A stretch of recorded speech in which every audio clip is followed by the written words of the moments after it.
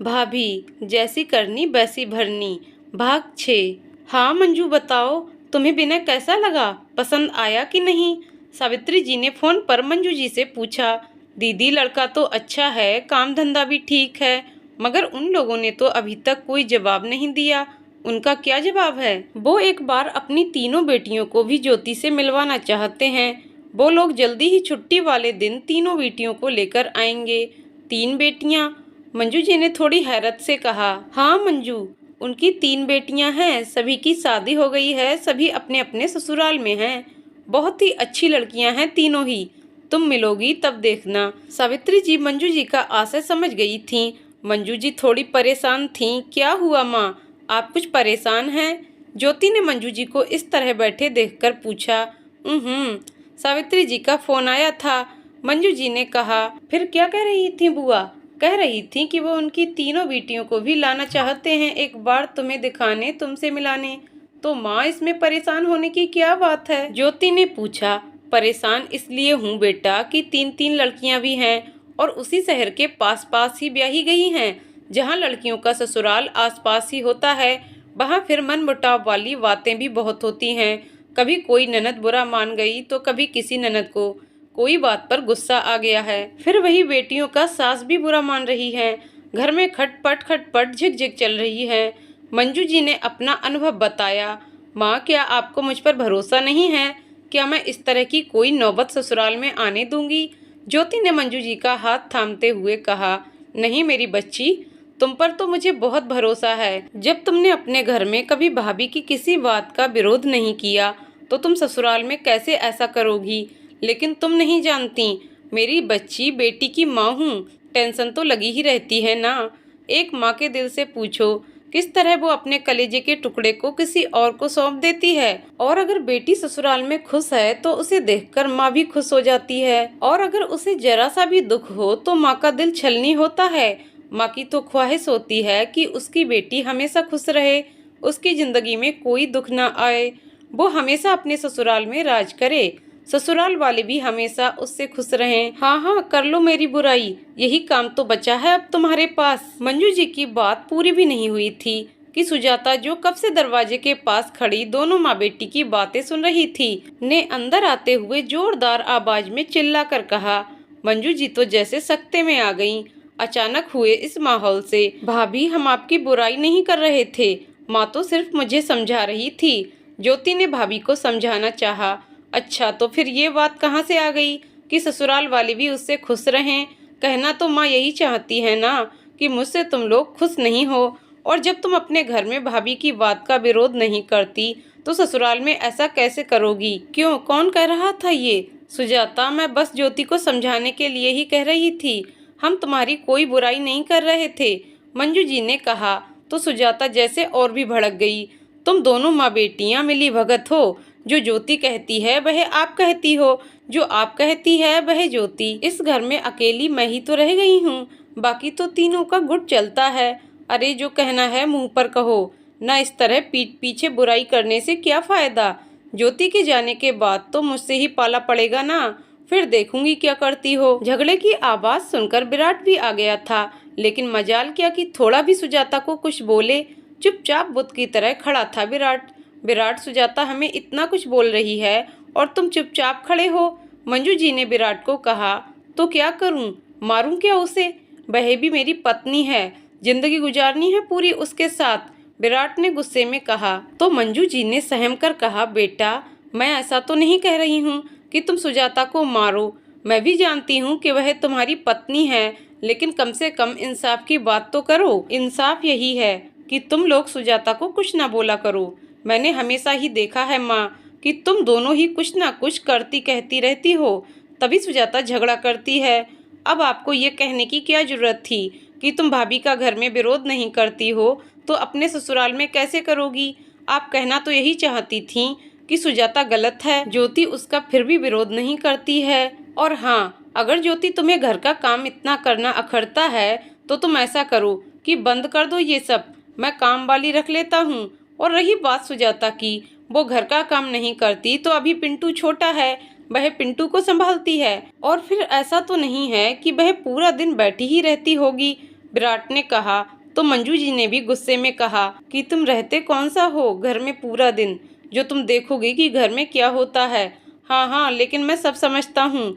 मैं कम टाइम में ही जान जाता हूँ कि इस घर में क्या हो रहा है और कौन सही है और कौन गलत। विराट ने चिल्लाकर मंजू जी को कहा। तो मंजू जी ने भी जवाब में कहा कि हाँ, तुम्हें तो हम ही गलत लगेंगे।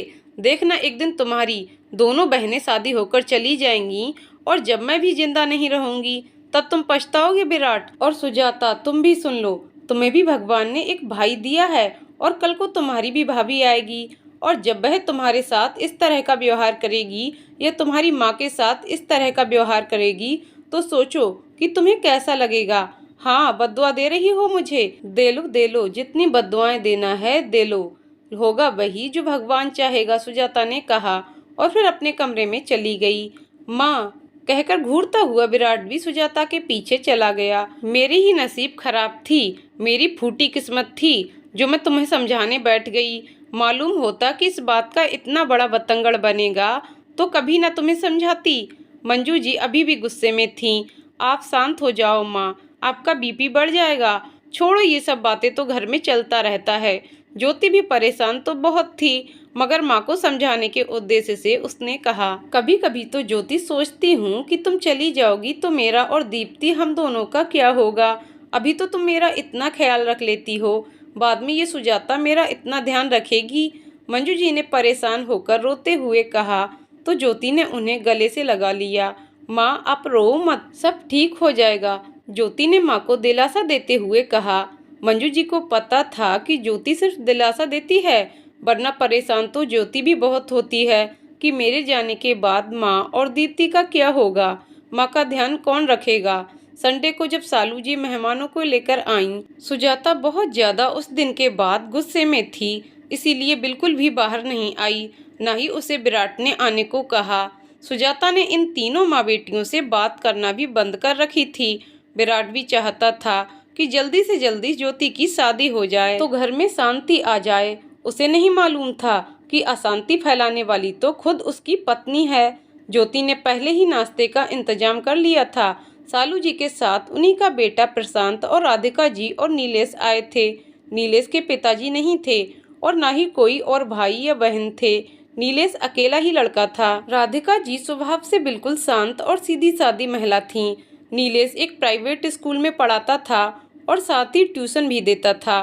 दोनों ही माँ बेटे बिल्कुल साधारण थे। उन्हें देखकर ही पता चल रहा था कि नीलेश इतना अच्छा नहीं कमा पाता है। ये रिश्ता तो विराट ने सिरे से ही नकार दिया था।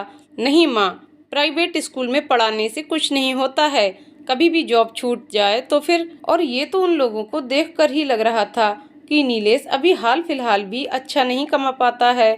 मंजू जी भी चुप हो गईं। सही था कि एक प्राइवेट स्कूल में इंसान कितना कमा पाता होगा और फिर प्राइवेट जॉब का क्या भरोसा, कभी भी छूट जाए। आखिर माँ हो या भाई या पिता, अपनी बेटी को ऐसे ही उठाकर किसी को भी थोड़ी ही ना दे देते हैं।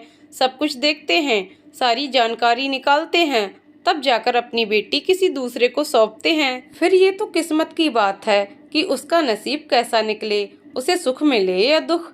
लेकिन आंखों देखी तो कोई मक्खी नहीं निकल सकता। ऐसा नहीं है कि प्राइवेट नौकरी वालों को कोई लड़की नहीं मिलती, मगर जो सक्षम लोग हैं वह तो प्राइवेट नौकरी वालों को अपनी बेटी देने में हिचकिचाएंगे ही ना। हर माँ बाप की ख्वाहिश होती है कि उसकी बेटी जिंदगी भर चैन सुकून से और खुशहाली से रहे, पैसों की तंगी भी उसे कभी ना आए।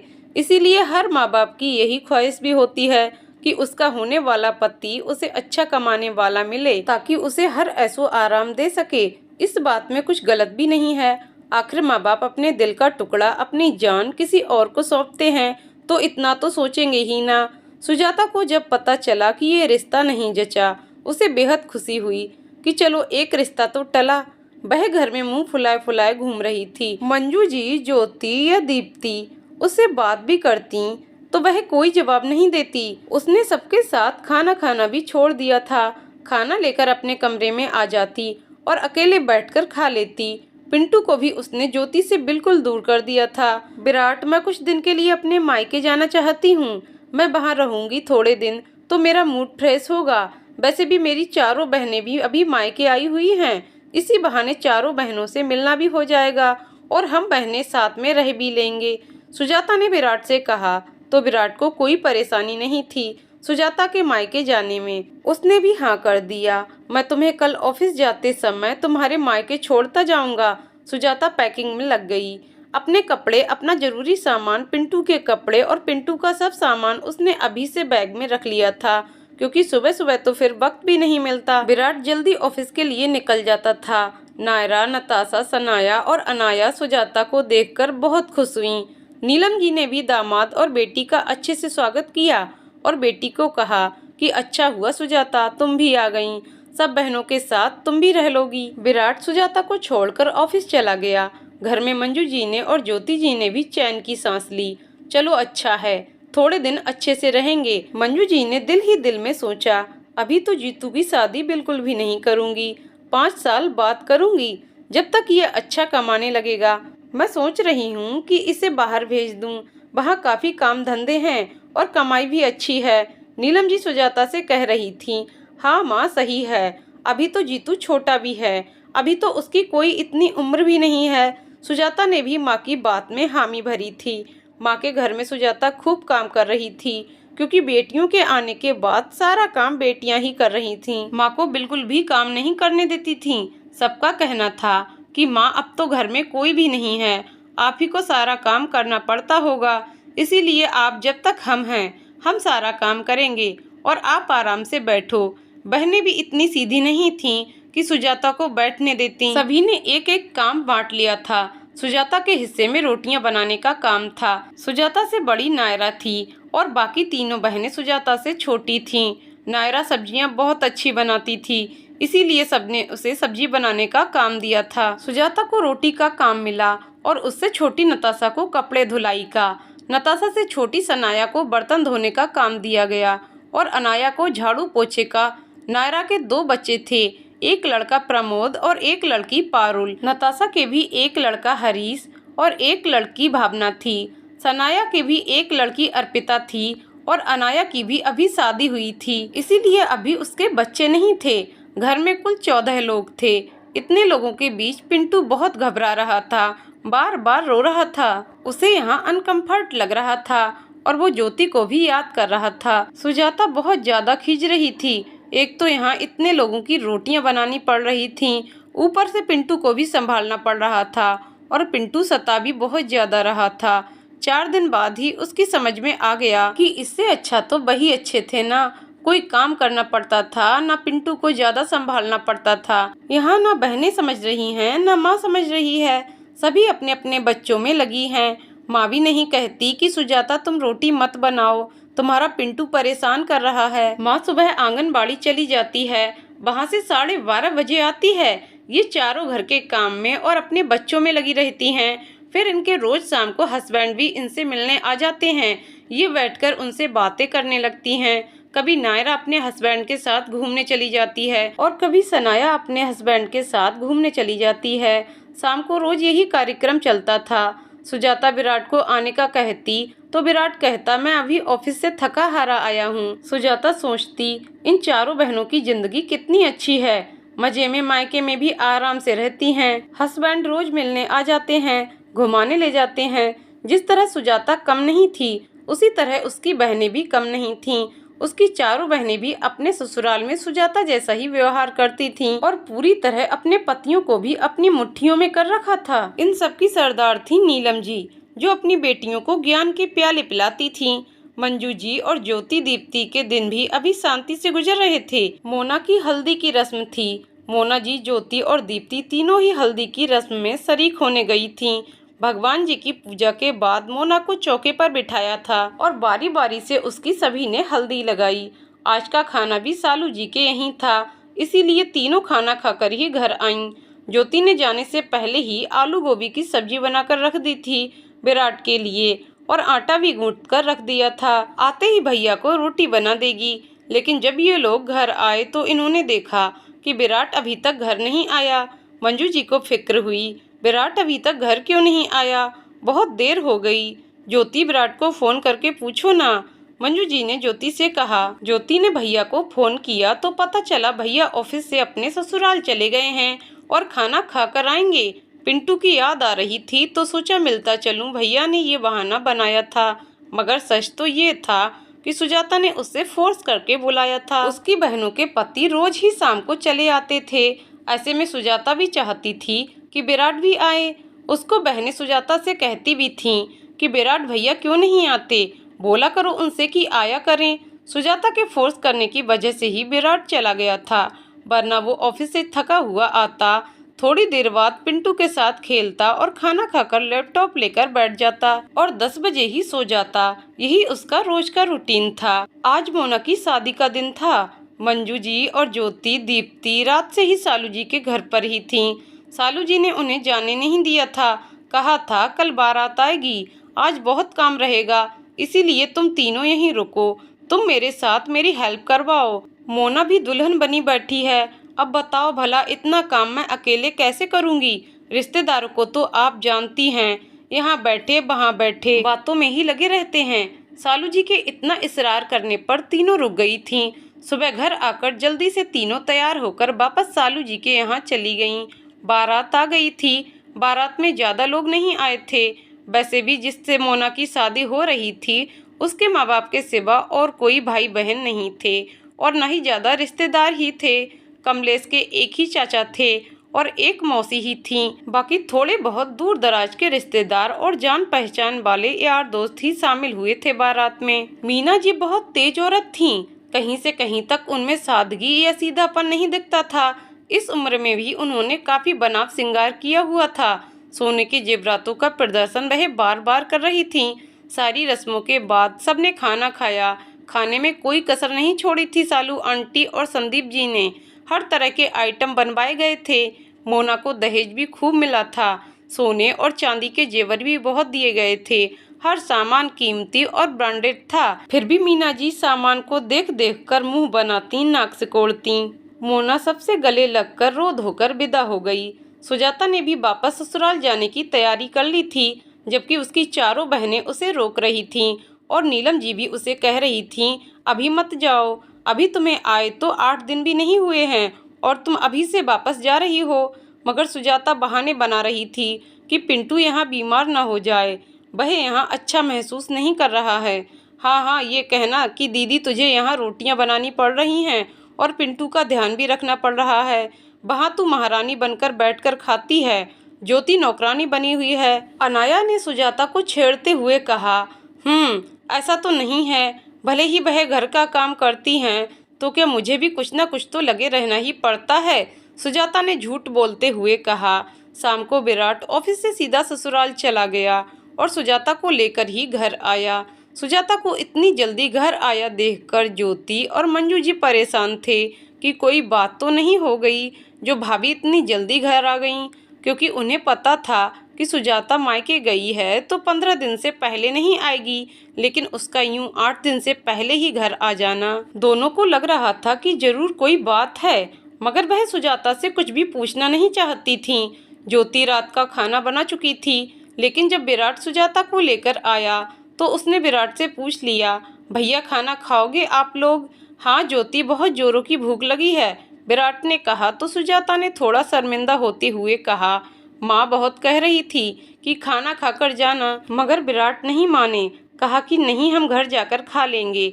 इस पर विराट ने सुजाता को देखा तो सुजाता ने आंखों ही आंखों में विराट को चुप रहने का इशारा किया। विराट भी चुप हो गया, लगा जैसे सुजाता झूठ बोल रही हो। ज्योति ने जल्दी जल्दी खाना लगा दिया। खाने के दरमियान ही सुजाता ने मंजू जी से पूछा, माँ सालू आंटी के यहाँ की शादी कैसी रही? शादी तो बहुत अच्छी रही बहू, खाना भी बहुत अच्छा बनाया गया था, दहेज भी मोना को खूब दिया, सोने चांदी के जेवर भी मोना को दिल खोल कर दिए। सालू जी और संदीप जी ने किसी बात की कोई कमी नहीं रखी। अच्छा माँ, और मोना के ससुराल वाले कैसे लगे आपको? हैं अच्छे लोग? सुजाता ने फिर पूछा। देखो बहू, अब ये तो भगवान जाने कैसे लोग हैं, थोड़ी देर में तो किसी को देखकर पता नहीं चलता, मगर हाँ मीना जी का रहन सहन पहनावा बहुत ज़्यादा ही फैशन का था और बार बार वह अपने सोने के आभूषणों का दिखावा भी बहुत कर रही थी। दहेज का इतना सामान और अच्छा क्वालिटी का सामान देखकर भी मीना जी के चेहरे पर खुशी नहीं थी। ऐसा लगता है जैसे सालू ने अपनी बेटी मोना को ज़्यादा ही ऊंचे लोगों में दे दिया। मंजू जी ने कहा, अच्छा है सालू आंटी को अब खबर पड़ेगी। दूसरों के घरों में बहुत आग लगाती है ना बहे, सुजाता ने कहा तो मंजू जी भी उसका चेहरा देखती रह गईं। उन्होंने अभी बात को बिगाड़ना सही नहीं समझा। उन्हें बुरा तो बहुत लगा था कि सालू जी ऐसी कहाँ हैं, कब किसका घर बिगाड़ दिया उन्होंने, लेकिन बहे चुप हो गईं कि अभी बहू आई है और अभी कुछ झगड़ा हो जाएगा। सबने खाना खाया। सुजाता और विराट उठकर अपने कमरे में चले गए। थोड़ी देर बाद सुजाता बाहर निकली और माँ को ज्योति को अपनी ड्रेस दिखाते हुए कहने लगी, देखो माँ, ये मुझे माँ ने दिलाई, और ये देखो पिंटू के कपड़े। सुजाता ने 4-5 ड्रेस पिंटू की दिखाते हुए कहा, ये भी माँ ने दिलाई। सुजाता ने पायल और ये देखो चांदी की पायल भी दिखाते हुए कहा, हाँ बहू, ये तो बहुत अच्छी है, बहुत खूबसूरत डिज़ाइन है। मंजू जी ने हाथ में पायल लेते हुए कहा, हाँ भाभी, सभी ड्रेस भी बहुत अच्छी हैं और पिंटू के कपड़े भी बहुत अच्छे हैं। ज्योति ने भी कहा। सुजाता की माँ इतनी अमीर तो नहीं थी कि जो 5-5 बेटियों के कपड़े और चांदी की पायल दें। सुजाता यहीं से जोड़ जमा करके पैसे ले जाती थी और कुछ विराट देता था। उन्हीं पैसों में से अपने लिए कपड़े, पिंटू के लिए कपड़े और कुछ सामान खरीदकर माँ का नाम कर दिया करती थी। उसकी बहनें भी यही काम करती थीं। पैसा होता था ससुराल वालों का ही और नाम होता था माँ का। नीलम जी की आंगनबाड़ी से ही घर चल रहा था। अब तो बाप भी बेरोजगार था और भाई की तो पहले ही कोई काम धंधा या नौकरी नहीं थी। खैर, कभी कभी सब कुछ समझते हुए भी चुप रहने में ही भलाई होती है। मोना को लेने जाना था उसके ससुराल। सालू जी आकर पहले ही कह चुकी थी कि मंजू जी तुम नहीं चलो, लेकिन ज्योति को जरूर भेजना और सुजाता को भी, क्योंकि सालू जी को मालूम था कि मंजू जी ऐसी हालत में बाहर का सफर कम ही करती थीं। बहे भी बहुत मजबूरी और मुश्किल में। उनकी खुद की घर की गाड़ी में तो उन्हें जैसे तैसे करके सब लोग मिलकर बैठा दिया करते थे और बैठकर मंजू जी कहीं भी चली जाती थीं।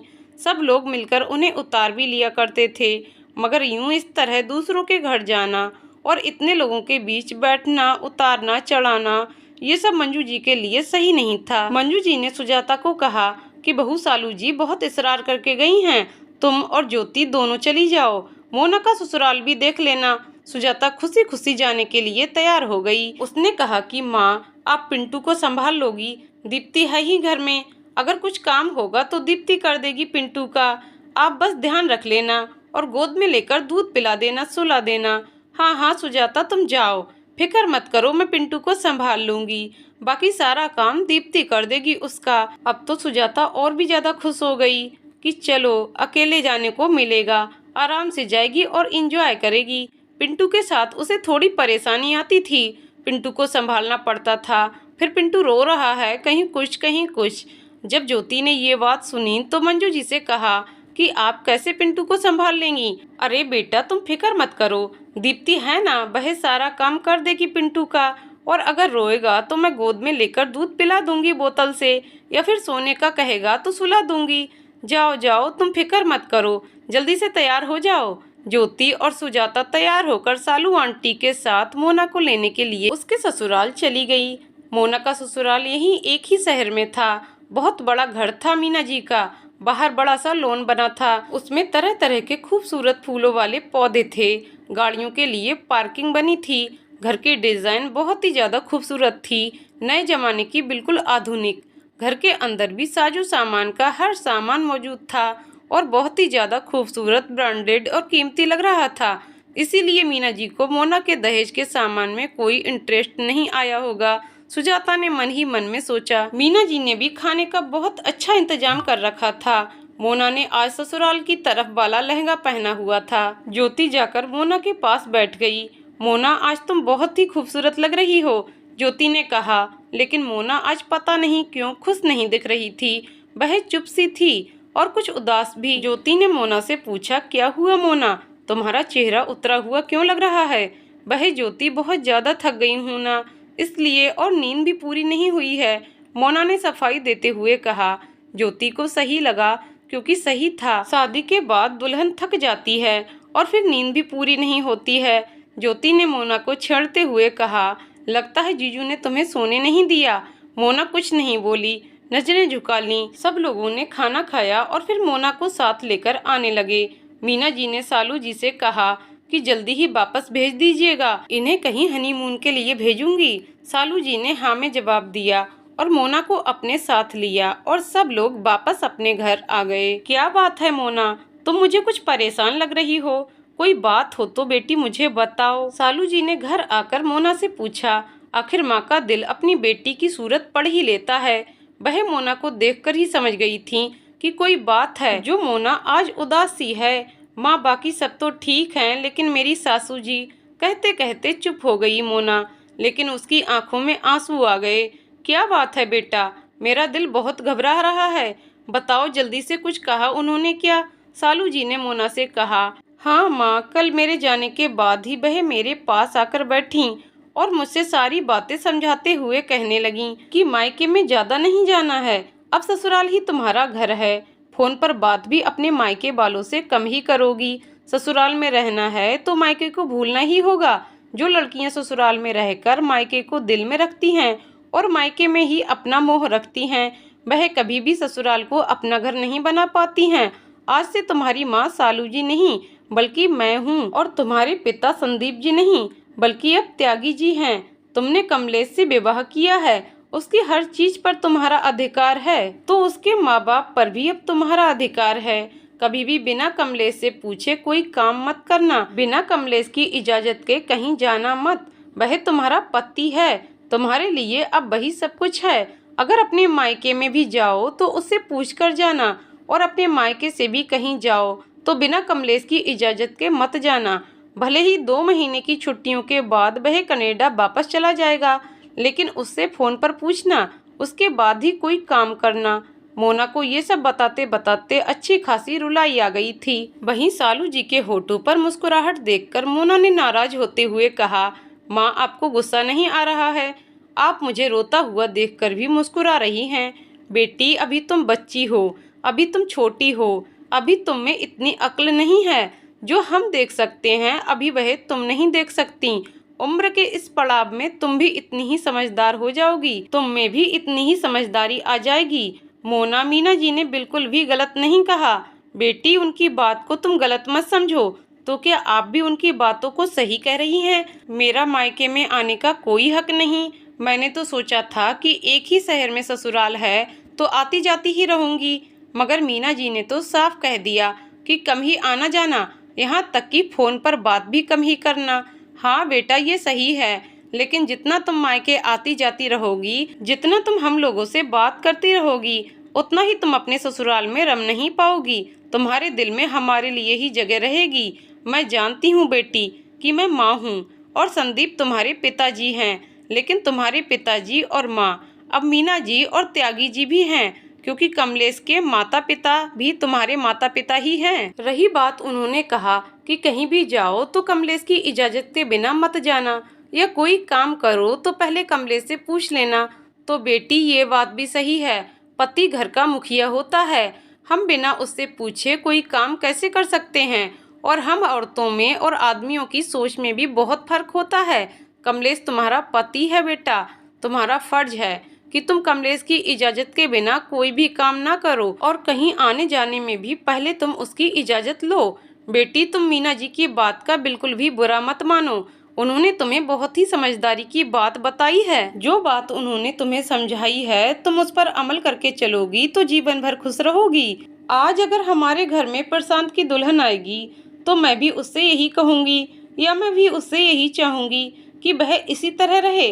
जो लड़कियां सारी जिंदगी मायके के मोह में पड़ी रहती हैं, वह ससुराल में भी कभी नहीं निभा पाती हैं, ना ही वह कभी भी अपने सास ससुर को माँ बाप का दर्जा दे पाती हैं।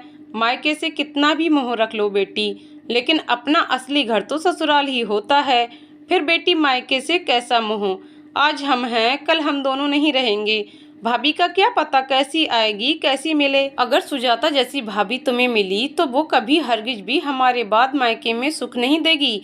इससे तो अच्छा है कि अपना दिल ससुराल में लगाओ, और मीना जी और त्यागी जी को कोई शिकायत का मौका ना दो, न ही कमलेश को कोई शिकायत का मौका दो।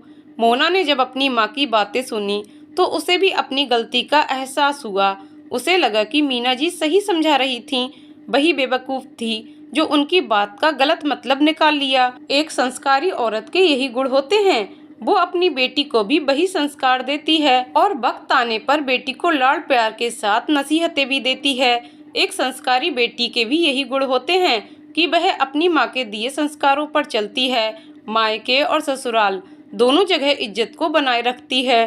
अपने संस्कारों की वजह से ही वह अपने सास ससुर का दिल भी जीत लेती है और ससुराल में बहू नहीं बल्कि बेटी बन जाती है। आज फिर से सावित्री जी सारे मेहमानों के साथ मंजू जी के घर उपस्थित थीं। आज चित्रा जी भी तीनों लड़कियों के साथ में आई थीं। रूपल सबसे बड़ी थी, उससे छोटी पारुल और सबसे छोटी पायल थी। मंजू जी इतना परेशान हो रही थीं 3 बहनों को लेकर, मगर तीनों से मिलकर ऐसा नहीं लग रहा था। मंजू जी को तीनों ही बहुत पसंद आईं। तीनों बहनों का नेचर बहुत ही अच्छा था। तीनों बहनें बहुत ही मोहब्बती और मिलनसार थीं। तीनों बहनें मंजू जी, दीप्ति, ज्योति और सुजाता सभी से अच्छे से मिली थीं। उनको देखकर ही लग रहा था कि तीनों बहनें बहुत ही संस्कारी और गुणी हैं। मंजू जी के दिल में जो शंकाएं थी, जो डर था, वह पूरी तरह से दूर हो चुका था, क्योंकि तीनों बहनों को देखकर उन्हें लग रहा था कि वह तीनों ही ऐसी लड़कियां नहीं हैं जो घरों में आग लगाती हैं, भाभी को घरों में चैन से नहीं रहने देती हैं या माँ को अपनी भाभीयों के खिलाफ भड़काती हैं। आज मंजू जी बहुत ही खुश थीं। ज्योति के रिश्ते के लिए उन लोगों की पूरी तरह से हाँ थी। विराट ने कहा कि हम लोग भी जाकर एक बार उनके घर देख आएंगे। लोग तो विराट को भी बहुत पसंद आए थे। सभी सुलझे हुए समझदार लोग थे। सालू जी मोना को मंजू जी से मिलवाने आई थीं। मंजू जी ने सालू जी को बताया कि उन लोगों की पूरी तरह से हाँ है। अब अपना जवाब बाकी है। विराट का कहना है कि हम लोग भी एक बार जाकर घर बार देख आएंगे। बाकी लोग तो विराट को भी बहुत पसंद आए हैं। सालू जी ने कहा, चलो ये तो अच्छा है, जल्दी ज्योति बेटा का भी रिश्ता हो जाए। अपने सामने इतना सारा नाश्ता देखकर सालू जी भी फिर ज्योति पर नाराज होने लगीं। क्या ज्योति बेटी, तुम कभी नहीं मानती, हमेशा ही इतनी खातिर करती हो। हम तो घर के ही लोग हैं। आंटी बेशक आप तो घर के ही लोग हैं, लेकिन क्या घर के लोगों की खातिर नहीं की जाती है? ज्योति ने बड़े प्यार से कहा। अच्छा तुम बताओ सालू, मोना के ससुराल वाले कैसे हैं? सब ठीक तो है ना?